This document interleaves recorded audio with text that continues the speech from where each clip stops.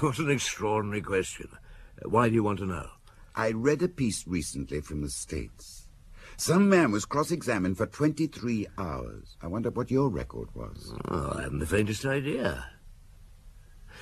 I do remember one 17-hour stint, though. A Dane, Carl Anderson. Yeah. I remember him, too. Wasn't that a murder case? It was, and a very strange one. A murder outside Paris, at the Monocle. I'm not surprised that you remember him. Well, it wasn't only his appearance. It was his elegance and his dignity. He never lost it all through the 17 hours. And that's not easy. I questioned him all afternoon. I went on through the 6 o'clock rush home, while the offices emptied and the metro filled. I was still questioning him at dawn, when the office cleaners came in to start another day. But at last it was all over. Now you stand by everything you've told me. I do. You realize how improbable it sounds. Yes, but it's the truth. You hope to be set free in the absence of positive proof. I don't hope anything. Do you want me to read this to you before you sign? As you please. Right. I'll summarize it for you. You're a Danish citizen. You arrived in France 3 years ago with your sister Elsa. You lived for a month in Paris, and then you rented a country house on the main road from Paris to Étampes, 2 miles from Arpajon, at a place known as the Three Widows' Crossroads. Yes, that's correct. For the past 3 years, you lived there in complete isolation. You bought a 5-horsepower motor car of an obsolete make, which you used to do your shopping at the market at Arpajon. Once a month, you come to Paris. To deliver my work to the firm of Dumas & Son in the Rue des 4 Septembre, I designed furnishing fabrics, as I told you. You're paid 500 francs for each design, and on average you produce 4 designs a month. On an average, yes. On Saturday night, you went to bed as usual at about 10 o'clock. And again, as usual, you locked your sister in her bedroom, which is next to yours. She is a very nervous girl, that is why. At 7 o'clock on Sunday morning, Monsieur Émile Michonnet, an insurance agent who lives in a villa 100 yards from your house, went into his garage and found that his car, a new 6-cylinder, had disappeared, and its place had been taken by your old crock. Monsieur Michonnet went over to your house, found the gate locked, and rang the bell. There was no reply. He told the police. They found the house empty. Monsieur Michonnet's car was in your garage, and in the front seat, slumped over the steering wheel, was a dead man. I knew nothing about it. He'd been shot at point-blank range. According to his papers, he was Isaac Goldberg, a diamond merchant from Antwerp. You and your sister had taken the Paris train. You were picked up on your arrival at the Gare d'Orsay. I deny having killed anybody. You also deny having known Isaac Goldberg. I saw him for the first time in my garage, dead, at the wheel of a car which doesn't belong to me. And instead of telephoning for the police, you and your sister ran for it. I was frightened. You have nothing to add? Nothing. And you heard nothing during Saturday night? I'm a very heavy sleeper. Right. Sign here.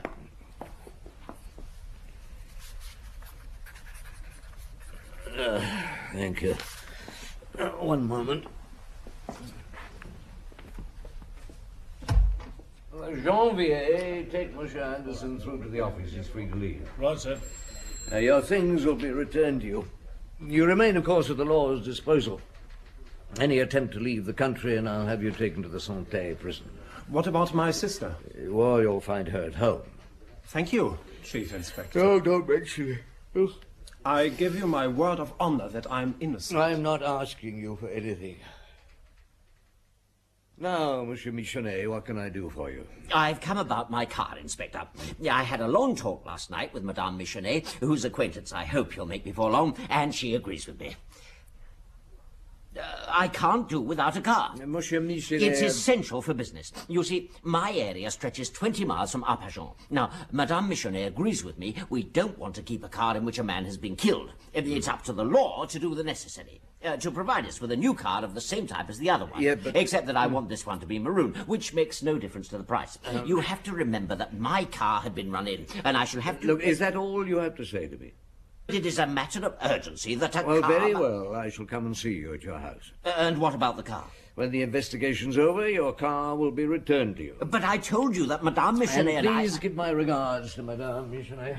Good morning, monsieur.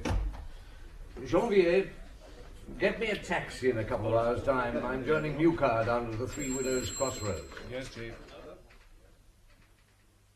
It's not much of a room, I'm afraid, Chief, but it's the best I can manage. Oh, it'll do, Newcar. Anything to report? Not much. The garage proprietor gossips about a lot, though. Mayor Oscar hasn't got much time for the Michonnets. Thinks they're a stuck-up pair. What's Oscar himself like? Bit of a rough diamond, except that he isn't a diamond. He doesn't seem to know much about the Andersons. He's only ever seen the sister twice. Village gossip says the house is like a pigsty inside. Junk all over the place. Lovely house, too. That's it. Over the wall on the far side of the square. Big country place. Gardener's lodge, stables, the lot. But by the look of it, they only use 2 or 3 of the rooms in the main house. The rest looks derelict. Well, I'll go over and have a word with him. I take it Anderson's back. He got back about an hour before you arrived. He walked up from the station. Quite a trek. Right. I'll see you later.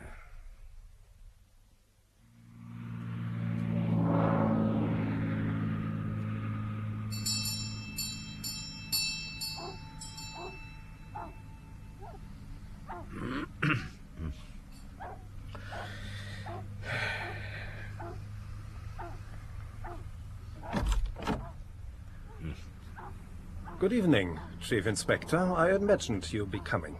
I'd like to speak to your sister. Is she in? Yes? Come in. Thank you. Follow me. Please excuse our untidiness.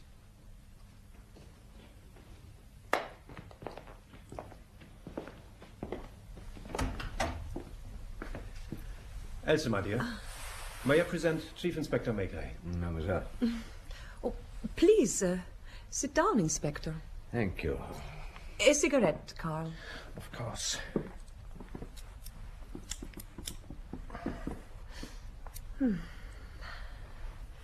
You wish to ask me questions? Yes. Your brother, mademoiselle, has told me that he heard nothing unusual during Saturday night. It seems he's a very heavy sleeper. Very. Did you hear anything? Nothing particularly unusual, no. You know that we live on a main road. The traffic goes on through the night. Every day from 8 o'clock in the evening, lorries go past on their way to the central market and make much noise. Our sleep is interrupted all the time. If the house were not so cheap... Had you ever heard of the dead man, Isaac Goldberg? Never. I'd like to look round the house, if I may. Certainly. I suppose you use this drawing room most of the time? Yes, it is here that I do my work. You haven't any servants? You know how much I earn. It isn't enough to allow me to pay a servant. Who does the cooking? I do. I suppose you want to see the garage, too. The police have put seals on it, but you must have authority to break them. You haven't offered the Chief Inspector a cup of tea, Carl. Oh, thank you, but I never drink tea. But I do, and I want some now. Will you have some whiskey then, Inspector? Carl, please. I'm sorry. What can I offer you? No, nothing, thank you. It's all incredible, isn't it? My brother insisted that we'd be accused because the dead man was found in our garage. He wanted to run away. I wanted to stay. I was sure that the police would understand that if we had really committed the murder, it would not be in our interest. There's someone at the French windows. Yeah, it's my inspector. Excuse me, may I... Of course. What is it, Luca? There's a telegram for you, sir. Madame Goldberg is arriving tonight by car. Ah. Now, excuse me, I'll come back again tomorrow. My respects, mademoiselle. You aren't going to look at the garage, then? Tomorrow. Good night.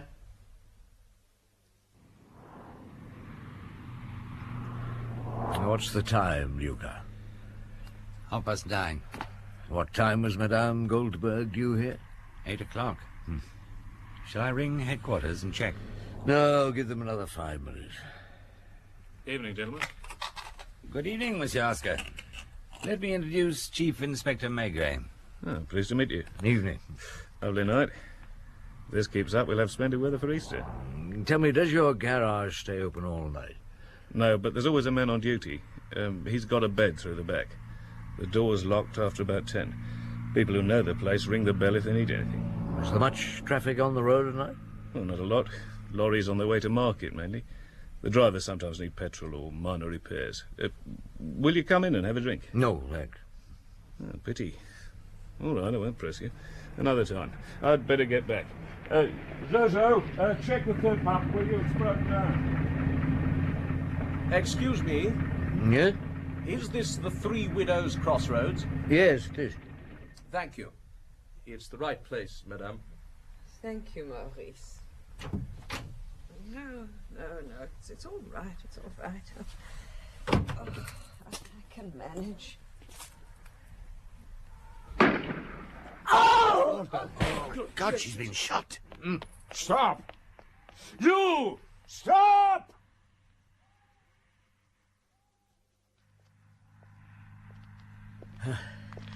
He got away, damn him. You'll better get a doctor. Yes, but I don't think he'll be able to do much. Is it... Yes, Madame Goldberg. I heard a shot. Has someone been hurt? Yes. Did you see anyone? Well, just a motorist who asked the way to Allenby. Oh, there's a light on in the missionary house, Luca. I'm going there. Right, Chief.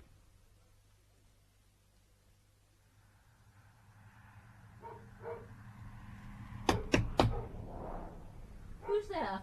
Chief Inspector Maigret. I'd like to speak to Monsieur Michonnet. He isn't here. He went out for a moment. How long ago? Oh, I don't know. Perhaps half an hour? Someone's in your kitchen.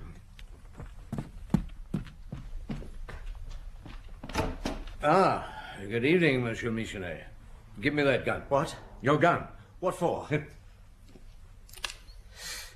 hasn't been fired. No, it hasn't. Oh, where have you come from? I just came in the back door. I've been over there. What do you mean by over there? Don't be frightened, Emile. They wouldn't dare do anything to you. This really is too much. Do you realize that my brother-in-law is a justice of the peace in Carcassonne? Just a moment, madame. What were you doing? I've been at the Andersons' house. I wanted to keep an eye on them myself. You didn't go to the field? You didn't hear anything? Well, there was a shot, wasn't there? Has somebody been killed? We don't know yet. I swear to you, Chief Inspector. Oh, it's absolutely monstrous. It's my car that's stolen. It's in my car that somebody leaves a corpse. And they refuse to let me have it back when I've slaved away for 15 years to buy it. Now I'm accused of heaven knows what. Be quiet, Emile. I'll speak to him. There are no other weapons in the house? No, just this revolver. I bought it when we had the villa built. It's never been used. You've been at the Andersons' house. You saw them? Yes, through the window. They're both in the sitting room. Why were you there? I was afraid my car might be stolen again. I wanted to carry out my own investigations. Had you left there when you heard the shot? Yes, but I wasn't sure that it was a shot. You saw nobody else? Nobody. Excuse me, Chief Inspector. Yes, Monsieur Oscar, what is it? Forgive me for walking through, madame. The door was open. Your colleague sent me, Inspector, to tell you that the woman is dead. They took the body down to the morgue in Arpajon late last night, Chief. Then this morning I went over that field again. Nothing new. The footprints go in a circle, starting off and finishing up about halfway down the road from the Andersons to the garage. What were the shoes like? Oh, pretty ordinary. Smooth sole, average size. They would be. Oh, and Anderson's downstairs at reception. Wants to know if he can drive into Paris. Well, straight away? Yes. He says he has to collect his pay from that firm he designs for. On his own? Yes. All right, while he's away, I think I'll pay another call on that sister of his.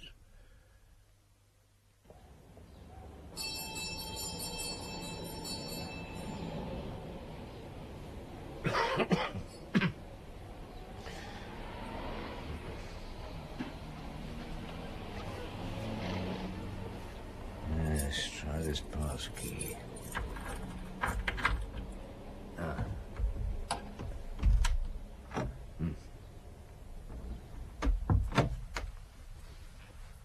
Hello?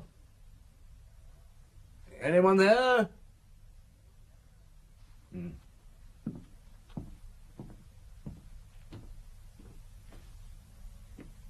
Hello?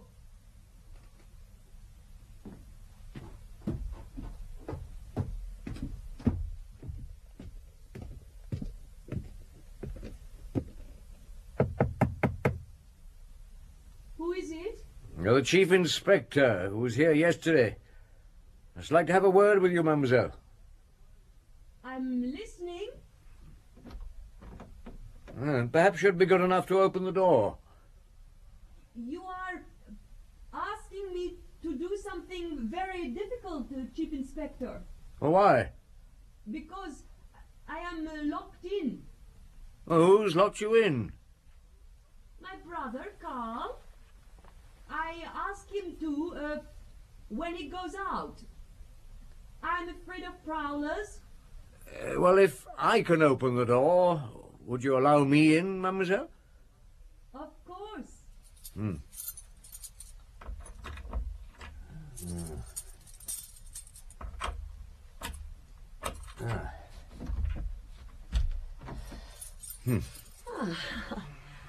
How resourceful you are, Chief Inspector.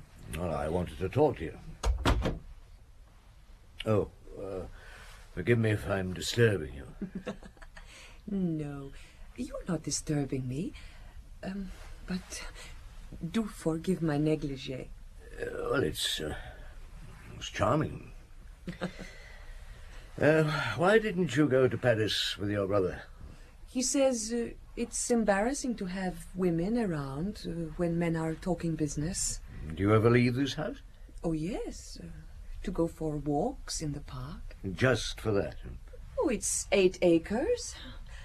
That's enough for stretching my legs, isn't it? Oh, but do sit down, Chief Inspector. Here.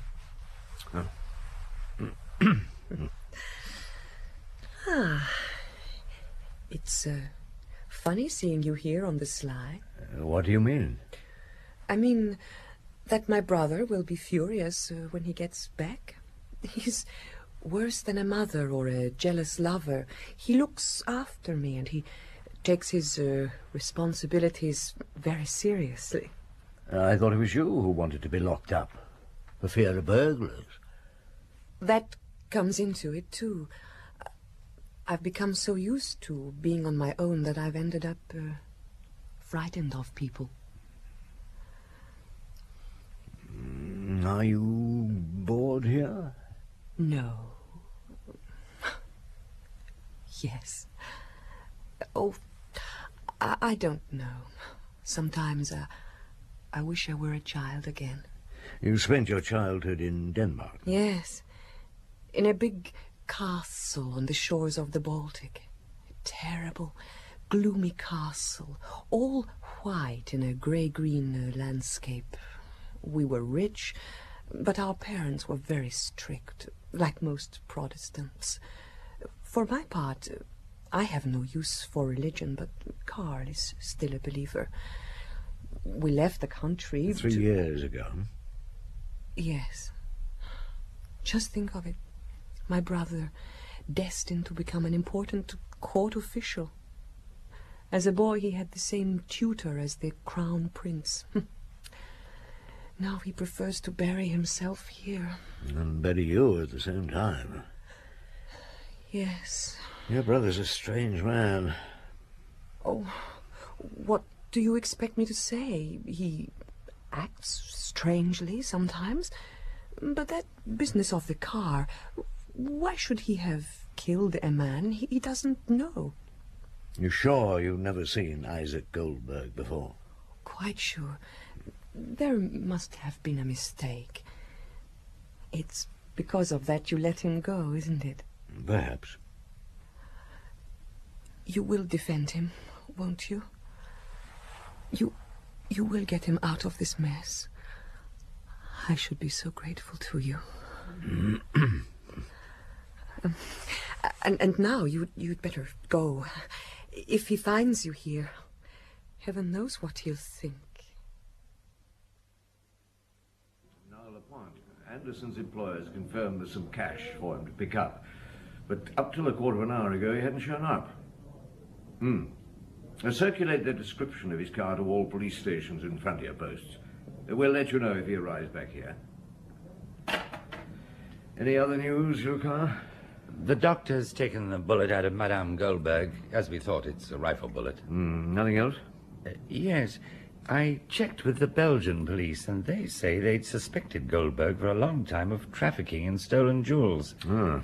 His visit down here came just after a theft of £2 million worth of jewels in London. They think he brought them here to dispose of them. Do they? Well, if so, where are they? Nothing was found on the body.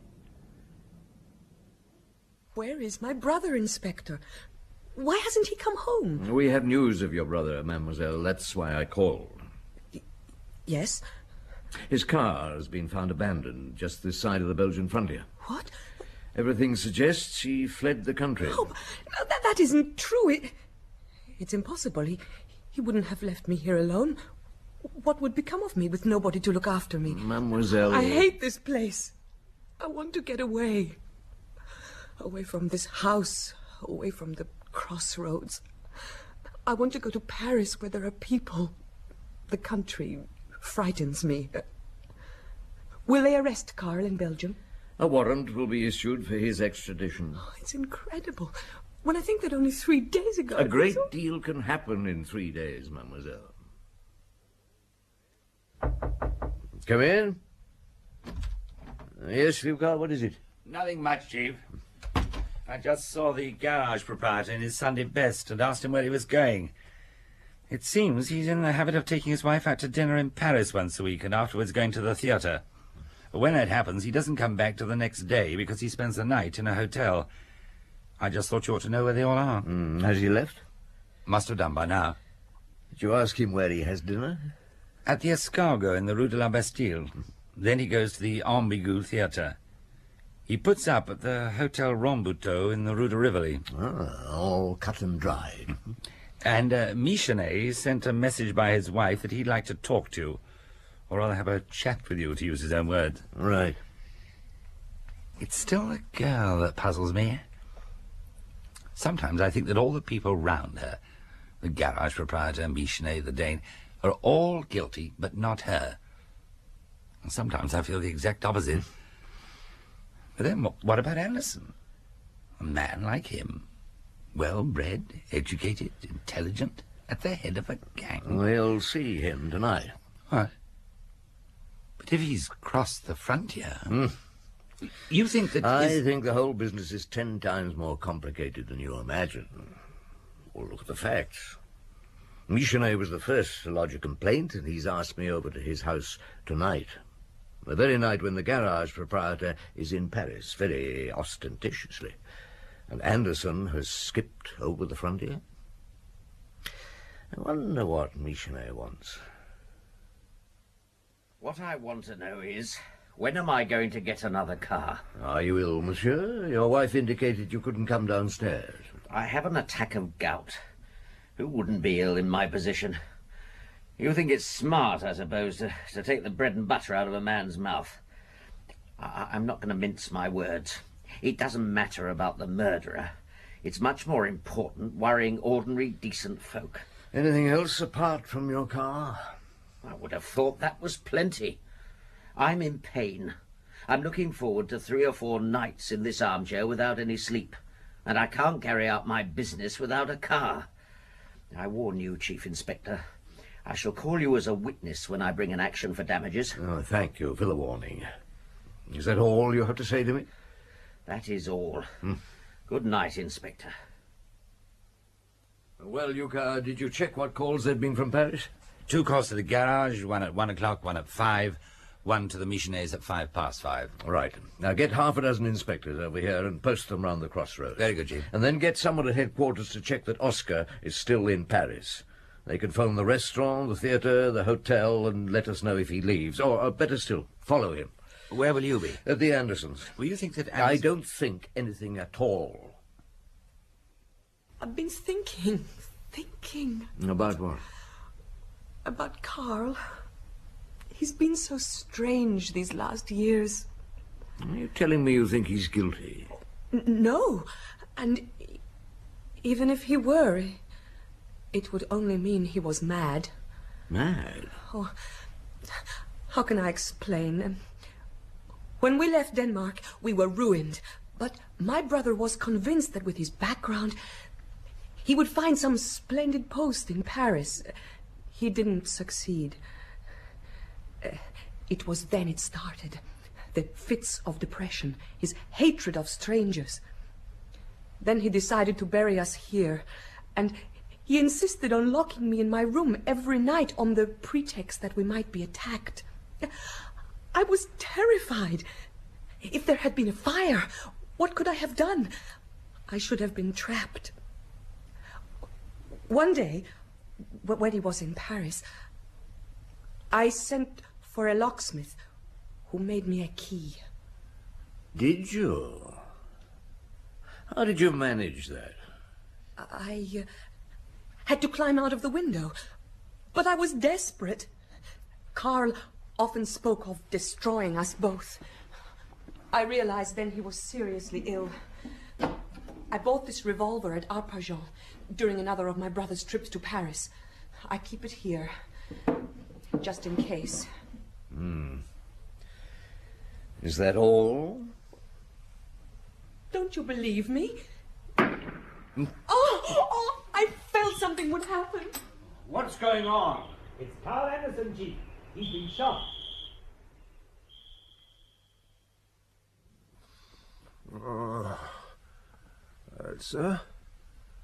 Elsa? The doctor says he'll pull through unless there are any unforeseen complications. He's been shot twice. Once earlier on today, probably early afternoon, in the back at point-blank range, Browning automatic. Someone was probably holding a gun in his back, and he must have moved subtly and saved himself. The bullet was deflected and lodged between his ribs. The other bullet? Fired from a rifle. It smashed his shoulder blade. The doctor's sending an ambulance over straight away. Elsa? He's conscious. No, don't move, Anderson. Elsa's in her room. I'll send her in a minute. Did you see who shot at you? No. And the first time, where was that? I was on my way to deliver my work. You didn't show up there? No. At the Porte d'Orléans, a man flagged me down. He said he was the police. Yeah, let me have you. He got into the car and told me to take the road to Compiègne. The road goes through a forest, and as I was taking a bend, I was shot in the back. Yes? I came to in the ditch. The car had gone. What time was that? I don't know. Late morning, I think. I kept feeling faint. I could hear trains going by. I found a station. By 5 o'clock, I was in Paris. Finally, I came here. Did you meet anybody? No. I came through the park. Just as I got near the steps, somebody fired a shot. Oh, please, I'd like to see Elsa. I'll send her in. Luca. Yes, Chief. Make sure the garage proprietor hasn't left Paris. Right. What next? I haven't the faintest idea. Where did you end up, Jules? Well, there weren't many places to choose from. I could see Michelet silhouetted against his window, still sitting in his armchair, so I popped my head into the garage. Had Oscar got back? No, but one of his mechanics was there, loading a spare wheel onto the back of a lorry. Odd. I don't see anything odd in that. It was a garage, after all. Well, the wheel was the wrong size for the lorry. Well, he could have been picking it up for another car. No, he wasn't. And there were dozens of spare wheels there. Far too many for a place that size. The mechanic seemed rather anxious to leave, so I handcuffed him to one of the workbenches and opened up the tires. And what did you find? The diamonds? No. Drugs, mainly. Cocaine, heroin. But there were other things. Silverware, jewellery, money. You name it, they'd got it. So all the lorry drivers had to do was pull up at the garage, change their spare wheel for one containing the loot, and drive on their way. And nobody any the wiser. Except you. Yeah, that nearly turned out nastily. How? Well, I heard a car slowing down outside. Someone shouted, "Oscar." I went out, and as I did, whoever was in the car opened fire with a revolver. Well, I dived back inside. They drove off. The police on guard at the Andersons heard the row and set off after them. Who was it? Oh, Oscar and some Italian he'd brought back from Paris. Name of Ferrari, Guido Ferrari. Our chaps caught up with them about 20 miles along the road.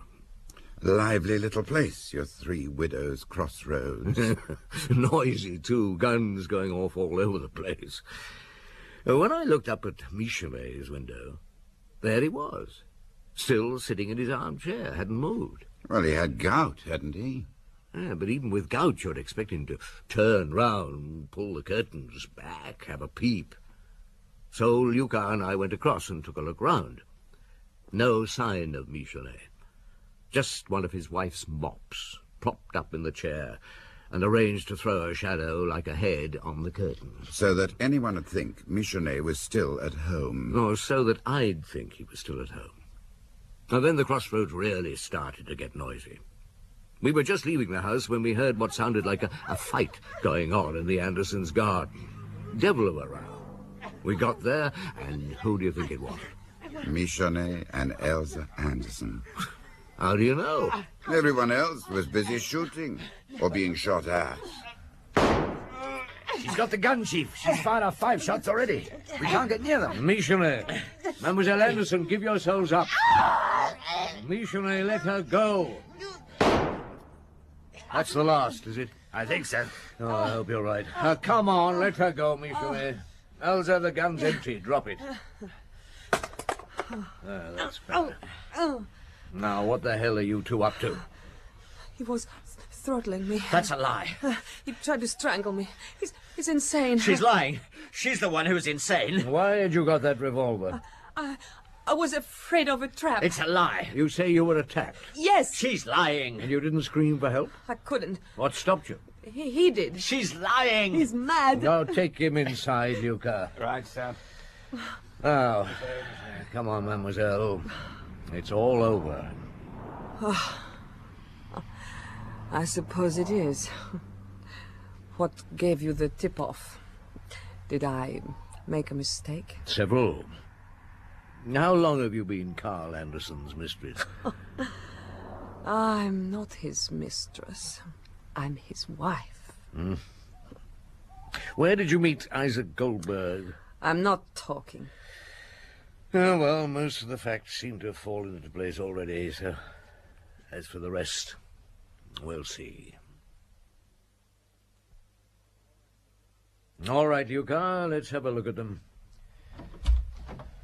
In you come.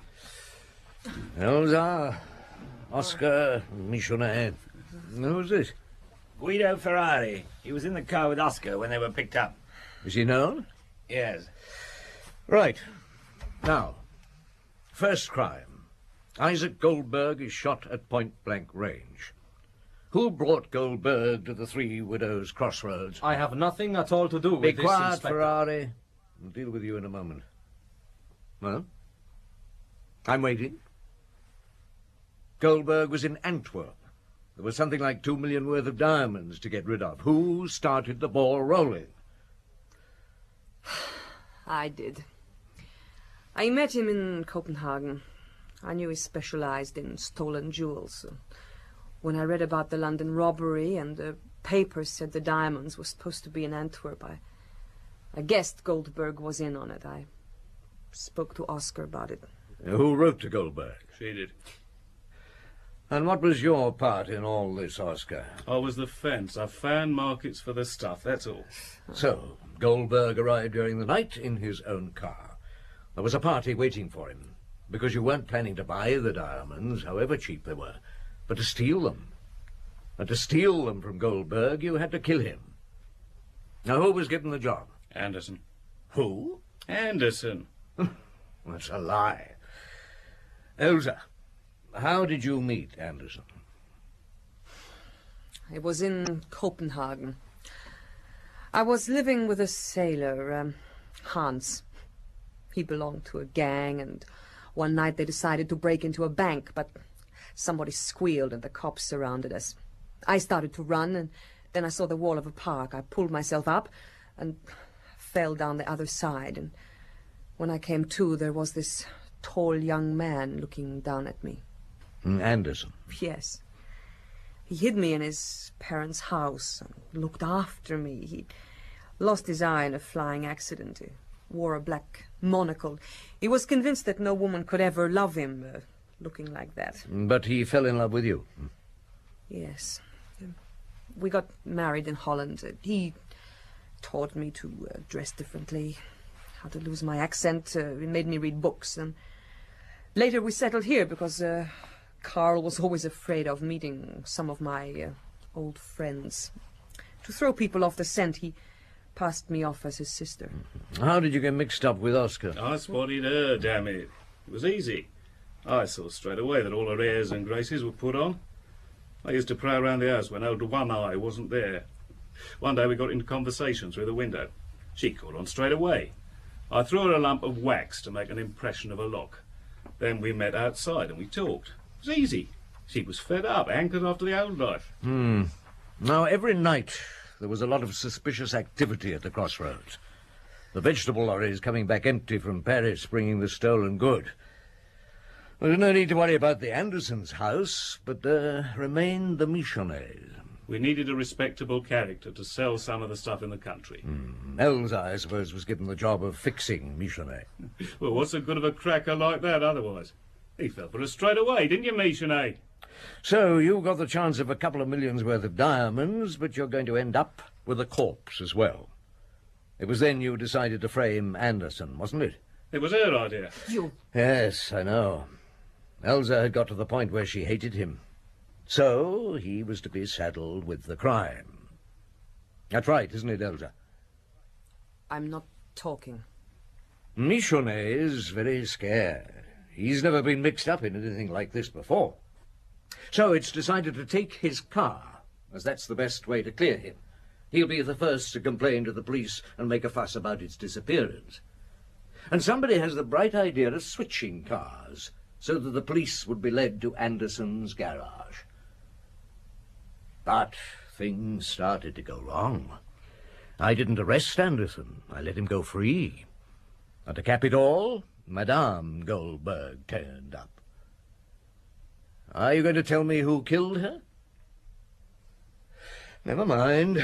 I know the same man killed both the Goldbergs, and it was he who posed as a police officer and shot Anderson. But Carl wasn't dead. The murderer, after he'd abandoned his car, went back to the ditch for the body, and it was gone.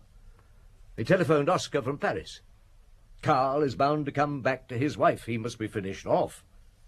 So, now the moment has come to use poor, besotted Michonnet.